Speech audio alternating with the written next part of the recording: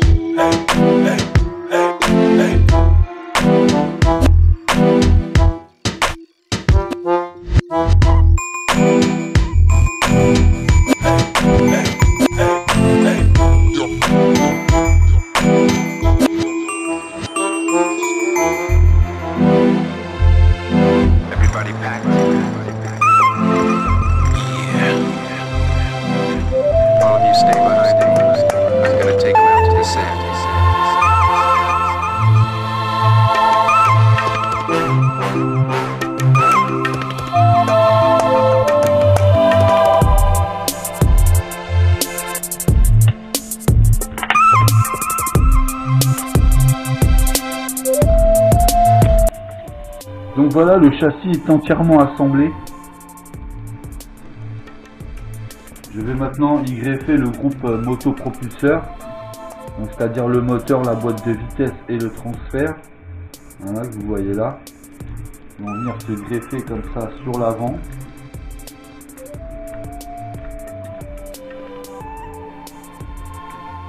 Donc moi j'ai pas suivi trop le manuel de montage, hein. J'ai monté un petit peu à ma façon, j'ai assemblé déjà tout le châssis.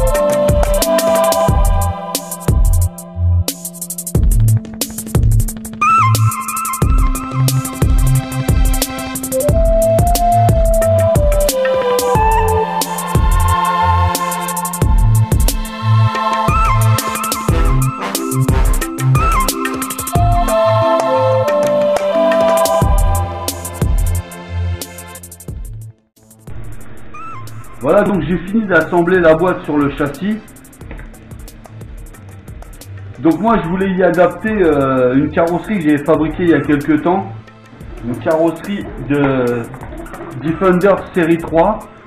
Sauf que j'ai été obligé de couper des morceaux du châssis, tout simplement parce que la série 3, la carrosserie, elle est un petit peu courte, elle butait sur le châssis avant et arrière, donc j'ai dû enlever 1 cm à l'arrière. J'ai dû couper 1 cm à l'arrière et couper 5 mm à l'avant à peu près, un peu plus de 5 mm. Malheureusement, du coup, moi je peux pas mettre mon cerveau sur la position d'origine avec ces supports là, ceux qui sont fournis avec le châssis, tout simplement parce que du coup si j'ai coupé mon cerveau avec les supports d'origine, vous allez voir, il se retrouve comme ça, donc voilà, ça m'avance pas plus que ça d'avoir coupé le châssis. Il faut que je mette le cerveau en position couchée, je sais pas si vous voyez bien, en position couchée et sous le moteur. Donc pour cela, j'ai modélisé 2 supports cerveau. Voilà, je sais pas si on les voit bien. Voilà, qui vont me permettre de pouvoir, voilà, de pouvoir mettre mon cerveau de manière couchée sous le moteur. Donc voilà, et après là logiquement la carrosserie là, voilà, là elle s'adapte parfaitement, du coup voilà, là j'ai plus le châssis qui empêche la position de la carrosserie. J'étais obligé de couper à cause de cette partie là qui est en renfoncement sur le série 3 et qui venait buter le cerveau, le support cerveau et le châssis. Donc maintenant là je suis bien, il faut juste que j'y adapte le cerveau. Voilà. Donc voilà, je viens installer mes nouveaux supports cerveau.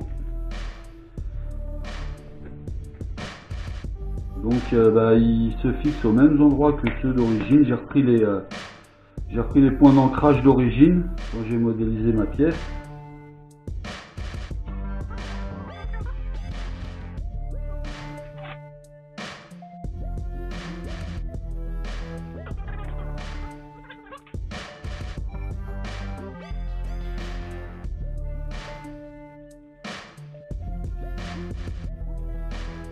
Ça s'installe parfaitement. Donc j'ai un cerveau de test. Bon, c'est pas le cerveau définitif, hein. C'est juste un cerveau pour me permettre de voir si tout va bien. Il a une cote standard, donc pour moi c'est parfait. Comme ça je peux voir si tout est ok.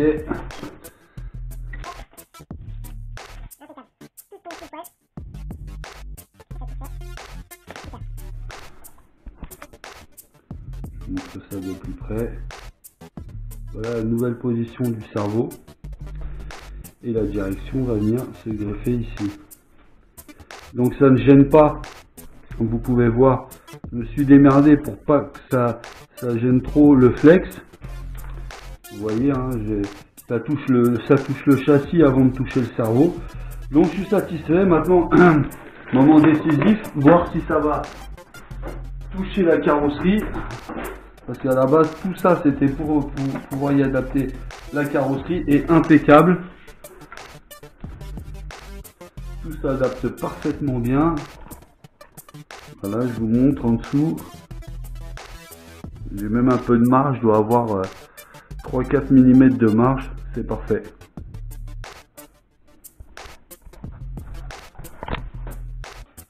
Super. Donc voilà, je vais passer à la partie électro, donc avec mon ESC et mon récepteur de commande. Voilà. Donc la boîte d'origine n'était pas, la boîte fournie d'origine n'était pas assez grosse pour accueillir les deux. Vous voyez déjà juste le SC, mon gros ESC, il prend toute la place. Donc j'ai imprimé, modélisé et imprimé une autre boîte un peu plus grosse en forme de réservoir de compétition qui va venir remplacer celui d'origine. Et là vous voyez j'ai largement la place d'y mettre mes deux éléments, voire même un module de kit LED. Donc voilà, je sais pas si vous avez fait gaffe aussi, j'ai installé les supports carreaux, donc c'est très bien fichu, ils fournissent les aimants avec, ils fournissent tout le système, même à l'intérieur de la carrosserie. Voilà, les bagues métalliques qui vont venir coller aux aimants, donc c'est extrêmement bien fichu. Donc je vais finir d'installer ça. Donc voilà les amis, mon châssis est assemblé, mon électro est posé dans ma petite boîte que j'ai imprimée, mon cerveau, position de cerveau modifiée, enfin il me manque que le cerveau de direction à recevoir, je ne l'ai pas encore reçu. Donc je ferai la vidéo test roulage dans une seconde vidéo consacrée au X-Reel. Donc voilà, là de toute façon l'essentiel de cette vidéo est fait. C'était surtout, je vais me consacrer sur le châssis, sa qualité, sa difficulté d'assemblage. On va parler un petit peu de la qualité des matériaux. Matériaux utilisés impeccables, super plastique. Les métaux utilisés aussi de super bonne qualité. Franchement de ce côté là rien à dire, pour le prix quoi, c'est irréprochable.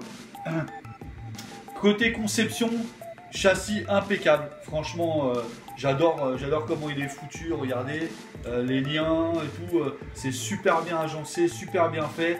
Juste défaut de conception de la boîte de vitesse, enfin défaut non, je trouve qu'elle est trop compliquée en fait. Le bordel c'est qu'elle est conçue d'une manière, je sais pas, enfin ils ont voulu faire ressembler ça à une vraie boîte de vitesse je pense. Là où ça tique un peu c'est que si vous avez un élément à changer à l'intérieur, une pièce défectueuse ou bien tout simplement changer le pignon moteur pour changer votre ratio, c'est une vraie galère. Pour changer le pignon moteur, il faut tout démonter, il faut la sortir complètement, l'ouvrir en deux, franchement c'est un bordel, alors qu'un pignon moteur ça devrait être relativement simple à changer. Voilà, je suis sûr qu'elle fonctionne très bien, qu'elle est impeccable, franchement il n'y a pas de souci. C'est juste la conception que je critique un petit peu parce que je trouve que c'est très compliqué, c'est pour pas grand chose en fait. Donc voilà, par contre le gros souci majeur de ce SCAL, c'est la visserie. Si vous décidez de vous le commander, franchement, prévoyez de la visserie d'avance. Allez chez Leroy Merlin, du M2, M3 en BTR, en 6, 8, 10 mm, parce que la vérité, vous allez en niquer. Si vous n'avez pas des super bons outils, encore plus. Moi j'ai des super bons outils et en plus j'en ai niqué au moins une dizaine. Voilà, vous la mettez une fois, ça va. Si vous la redesserrez pour la remettre, elle est morte la vis. Donc franchement, prévoyez de la vis, c'est de la merde la visserie dessus. Bon, c'est pas bien méchant, hein, la visserie ça coûte pas très cher. Et puis pour le prix auquel est proposé ce SCAL, ils n'allaient pas foutre non plus la visserie en titane. On va faire un point un peu plus détaillé sur le châssis. Donc les ponts, pareil, super conception, matériaux impeccables. Dedans, je vais pas vous étonner, mais c'est entièrement du métal, pignon d'attaque, couronne, etc. Tout est en métal, donc c'est super bien fait. Le châssis aussi est super bien conçu, avec de la très bonne qualité au niveau, comme je l'ai déjà dit, niveau plastique, même niveau conception. Alors voilà, bon, je miserai pas tout sur cette partie-là qui me paraît un petit peu fragile, mais après c'est peut-être qu'une impression, hein. Donc voilà, le châssis dans son ensemble, les ponts, j'adore, ils sont super jolis. Franchement, il me reste l'intérieur à adapter sur le châssis, vous verrez ça dans la prochaine vidéo. Comment, enfin, je vais peut-être pas faire un tuto sur la manière de l'adapter. Donc moi, carrosserie, pareil, elle est super. Voilà, j'ai mis mes aimants et tout qui sont fournis avec, hein. Tout le système de fixation aimanté est fourni avec. Donc voilà, je trouve que ça rend super bien avec avec ma série, mon série 3. Donc là, j'ai un petit bout de scotch parce que j'ai collé un truc. Donc voilà, il n'y aura plus le bout de scotch après, vous inquiétez pas. Donc avec ma petite plaque RC Gang 93, je suis très satisfait du résultat. Il me manque que l'intérieur et ça sera parfait. Je ferai un test roulage dans la prochaine vidéo. Voilà, donc si vous avez des questions ou des sujets que j'ai pas abordés sur ce châssis, n'hésitez pas à me les poser en com, je me ferai une joie d'y répondre le plus rapidement possible. Si j'ai les réponses, hein, bien entendu, j'ai pas la science infuse.